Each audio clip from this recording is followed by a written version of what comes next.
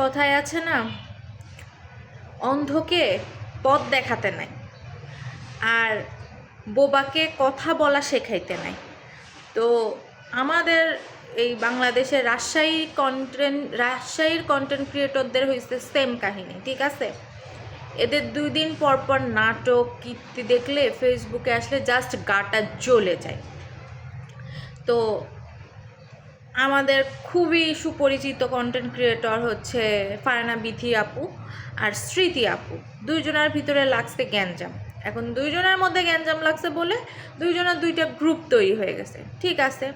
ফারহানা বিথি আপু একটা কমিটমেন্ট দিয়েছে যে কি তার সঙ্গে ভিডিও করে অনেকেই কোটি কোটি টাকা ইনকাম করছে, সে কি সেটা বলতে গেছে?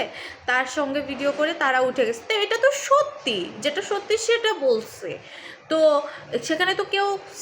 সেখানে তো সে স্মৃতির নাম নেয় নাই, বা সেখানে তো সে কারোর নাম নেয় নাই, তাই না? তো স্মৃতি বা তার গ্রুপেরা তো জ্বলছে কেন ভাই? আর স্মৃতি, তুই কি ভুলে গেছিস যে হচ্ছে তোর যখন খারাপ সময় ছিল তখন ওই বিথিই পাশে ছিল। এখন তোর বিদেশি বয়ফ্রেন্ড যে এসে এত বড় বড় কথা বলছে, সে কই ছিল ওই তোর ডিভোর্সের সময় কোর্টে তো ওই বিথিই ছিল। তোর এই টাকাওয়ালা বয়ফ্রেন্ড তো ছিল না। অতীত ভুলে যাওয়া ঠিক না, বুঝছো?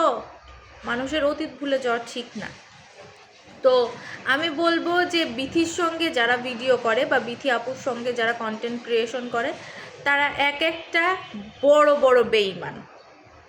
এখনও ওর গ্রুপে যারা আছে তারাও ওকে বিট্রয় করবে।